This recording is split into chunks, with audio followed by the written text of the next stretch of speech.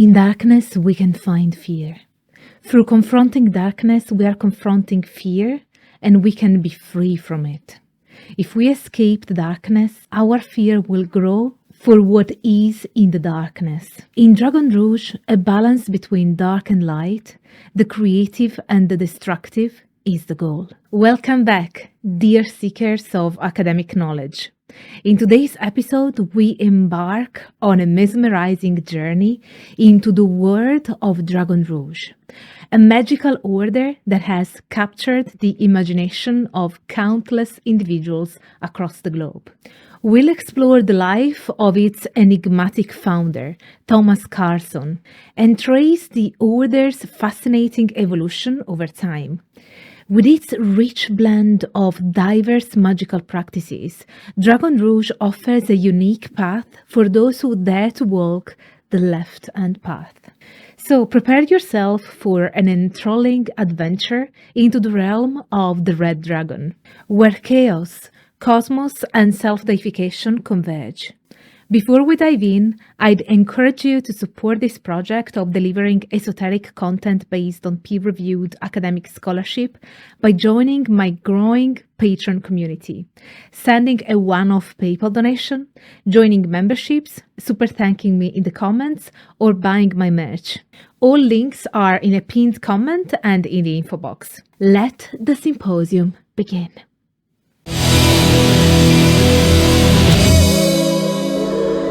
Hello Symposiast, I'm Dr. Angela Puca, Religious Studies PhD, and this is your online resource for the academic study of magic, esotericism, paganism, shamanism, and all things occult. In this episode, we will delve into the history of the magical order known as Dragon Rouge, or Ordo Draconis. And to do that, we shall start with its founder first. Thomas Karlsson, born in 1972 in Stockholm, Sweden, was raised in a middle-class family with a religious mother and an atheist father. He was drawn to myth, religion, and occult symbols from a young age, influenced by the operas of Richard Wagner and the surrealist art of Salvador Dalí. Karlsson began experimenting with the occult alongside a friend, using grimoires, Ouija boards, and visiting cemeteries and pre-Christian cult sites. Disillusioned with local spiritualist associations, he encountered a man known as Varg. This person was 10 years older than Karlsson and well-traveled in international occult circles. Varg came across Karlsson while the latter was eyeing through Anton LaVey's The Satanic Bible and struck up a conversation. He claimed to have visited LaVey recently and that he was in apprenticeship with a North American left-hand path magician.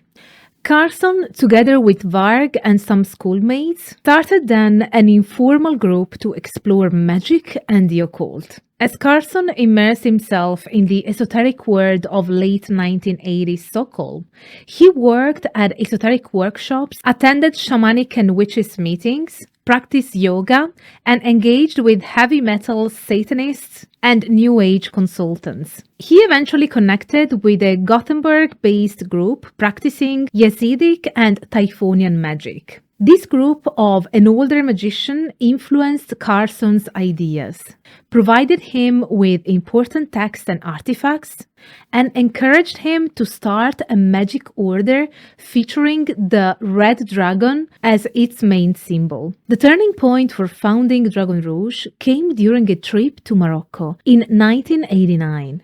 In Marrakesh, a Sufi mystic approached Karlsson and prophesied the rise of a new temple for the Red Dragon. Karlsson saw this as a sign, as he had recently dreamt of the destruction of an Atlantean temple, with a young boy saving the temple fire.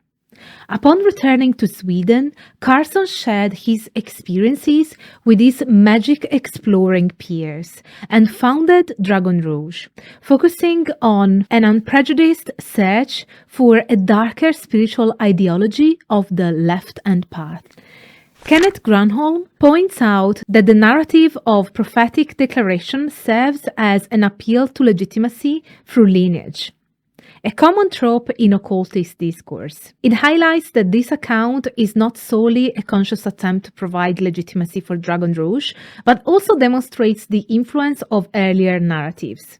In 1990, Dragon Rouge officially opened for general membership during a ceremony at the home of a key figure in the Order's early development, Varg.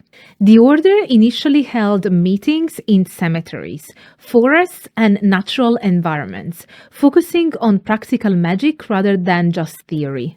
Organizations like the Typhonian OTO and the Temple of Set inspired the early days of Dragon Rouge, but it eventually developed along its own unique path. In the mid-1990s, a sensationalist article in a Swedish tabloid labeled Dragon Rouge as a dangerous satanic organization, which led to a rapid increase in membership. The sudden growth caused organizational challenges, prompting the order to undergo significant structural and administrative changes, such as dividing the workload among core members and modernizing the membership register. In the early 2000s, Dragon Rouge's online presence attracted foreign members, leading the order to become truly transnational. Over 2/3 of its members are at this point non-Swedish, and the Order's web pages are available in 9 languages. The Order's growth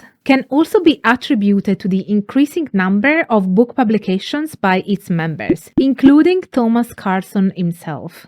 In the 21st century, Dragon Rouge opened a permanent temple on the island of Gotland, which now functions as the symbolic center for the Order.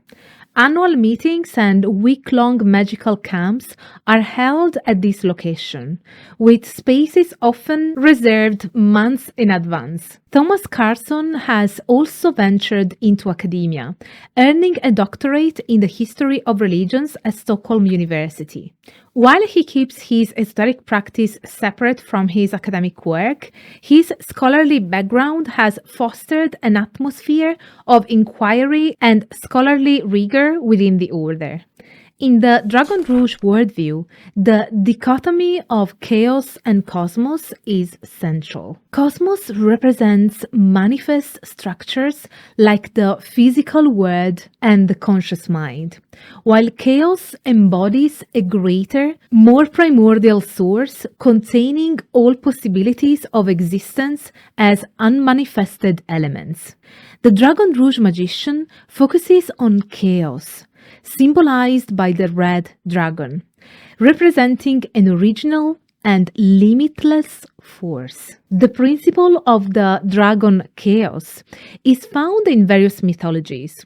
For example, in the Babylonian creation saga, Tiamat and Apsu represent primordial chaos, and Marduk brings order. The manifest universe or cosmos is created out of Tiamat's body, which is chaos.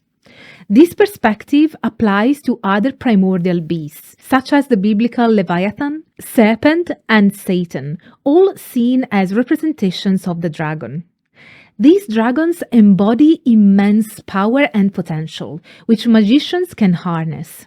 The dragon leads the magician towards self-deification and personifies both inner and outer power. The outer form of the dragon represents primordial chaos, external to the practitioner, while its inner form manifests as the Kundalini force, providing personal power for creation. A magician's task is to realize the essential unity of external and internal forces, with the life force flowing through everything as the dragon's breath. The dragon is also associated with darkness, which Dragon Rouge magicians balance with light. Their magic focuses on exploring the unknown in the psyche and in the universe. Rather than adhering to a pre-existing order, the dark magician of Dragon Rouge aims to tear down structures and create new ones, becoming a god and creator themselves. Magic on Dragon Rouge is based on 3 principles: vision, power, and action. Vision refers to the deeper perception of reality and the ability to visualize desired changes. Power is required to realize the vision and is gained by using the inner dragon's power to access the unlimited power of the outer dragon. Action expresses magic and makes the magician's visions real. Control is crucial for dark magicians who seek to become creators of the future instead of creations of the past. While Dragon Rouge magicians may appear elitist, they emphasize that magic power is an individual's power, not to be used for collective political goals. Dragon Rouge, being an eclectic esoteric order, weaves elements from a myriad of cultures, religions, and philosophies into its teachings. The four-pillar framework, expressed in the formula GOTA, forms the backbone of the order, providing practitioners with diverse themes to explore. These pillars consist of Goetic Kabbalah, Odinic Runosophy, Vamachara Tantra, and Typhonian Alchemy, hence the acronym GOTA. Goetic Kabbalah, the first pillar, emphasizes the Qlīphot, a shadowy counterpart to the Sephiroth.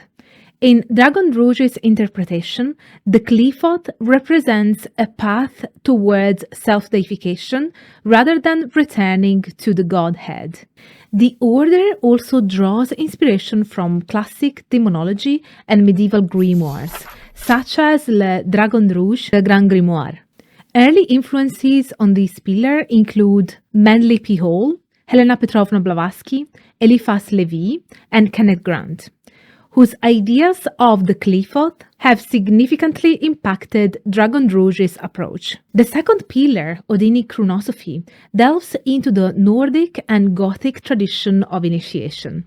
Odin is portrayed as a dark and demonic god, embodying an exemplar for self-deification. While the order explores Old Norse themes and runic mysteries, it avoids hedonism labels, striving for a universal and timeless approach. Dragon Rouge's runic interests are connected to the Old Norse goddess Hel, with death symbolizing secrets and mysteries. Influential runosophical systems within the order include Johannes Bureus' Gothic Kabbalah and Sigurd Agreel's Uthark theory. Vamachara Tantra, the third pillar, is viewed as a primordial tradition, closely aligned with the Western left-hand path. Practices such as Kundalini meditation and the exploration of chakras, energy nodes within the human body, are central to Dragon Rouge's Tantra. The order downplays, albeit it doesn't eliminate, the sexual aspect often associated with Western interpretations of Tantra, aiming for a more traditional and authentic approach. Influences on this pillar include Kenneth Grant, who extensively discussed Tantra in his writings, and Julius Evola, a traditionalist who is explicitly mentioned on the order's webpage. Typhonian Alchemy, the fourth pillar, serves more as a philosophical framework rather than a direct basis for practice. It represents the dark magician's path to self-deification, culminating in the purification of the higher self, symbolized by the black diamond. Ancient Egypt, considered the birthplace of alchemy, plays a prominent role in this pillar, with deities such as Set and Kem deemed particularly important. The Temple of Set and other esoteric figures, such as Ronald K. Barrett, have influenced this pillar, as have the ideas of Kenneth Grant and his Typhonian Ordo Templi Orientis. Overall, Dragon Rouge's philosophy encourages individual exploration and responsibility, allowing practitioners to immerse themselves in the themes that resonate with them. The order's teachings, rich in influence and nuance, represent a unique blend of magical practices and worldviews for its adherents. The organization of the order is structured in three layers: outer, inner, and the Dragon Order, with the administration managed by an inner circle. Dragon Rouge has local chapters divided into ritual groups, temple groups, and lodges. The order's membership and influence extend beyond its official membership, affecting a large number of people. Dragon Rouge, being a left-hand path magical order, employs the Qliphoth as the foundation for its initiatory structure, similar to the Hermetic Order of the Golden Dawn's use of the Sephiroth. However, Dragon Rouge has 11 degrees, with the 11th degree representing the total separation from the Godhead, in contrast to the Golden Dawn's 10 degrees. The initiatory system is further developed into 5 stages, illustrated in the Dragon Rouge alchemical symbol, which resemble divisions in the Golden Dawn and Ordo Templi Orientis structures. To advance through the initiation process, members must purchase correspondence courses in Magick and perform the exercises they contain. The courses from Introduction 0.0 to Degree 3.0 have different durations and requirements. After completing each course, initiates must write essays detailing their experiences, sensations, and personal perspectives on the Dragon Rouge magic system. While the first degree initiation can be performed individually, higher degrees necessitate the presence and assistance of at least 2 members initiated at the same or higher level. The requirements become progressively more demanding as initiates advance in degrees. Access to the third correspondence course is restricted to those initiated into the second degree. And after the initiation into degree 3.0 and the Dragon Order, the magical development of the initiate becomes more closely intertwined with the activities of other higher degree members and the Order's overall development. There are no correspondence courses for degrees beyond 3.0. As the Order believes that initiates at this stage require more individualized and personalized approaches to their magical development. So this is it for today's video. What do you think about Dragon Rouge and its left-hand path tradition? Do you resonate with any of its tenets and its idea of magic?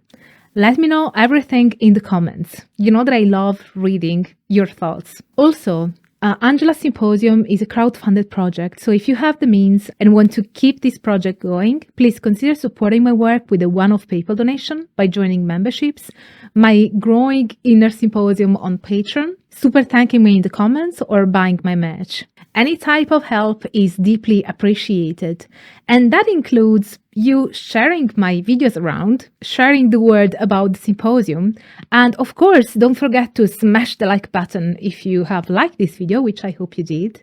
Let me know in the comments what you think. Subscribe to the channel if you haven't already, and harass your friends to do the same. Turn on the notification bell so that you will be always notified when I'm live or when I upload a new video. And thank you so much for being here. You are truly amazing, and I'm so happy that you are here and that you have watched this episode up until this point. Leave me a book emoji if you have watched the video up until this point. Thank you all so much for being here, and stay tuned for all the academic fun. Bye for now.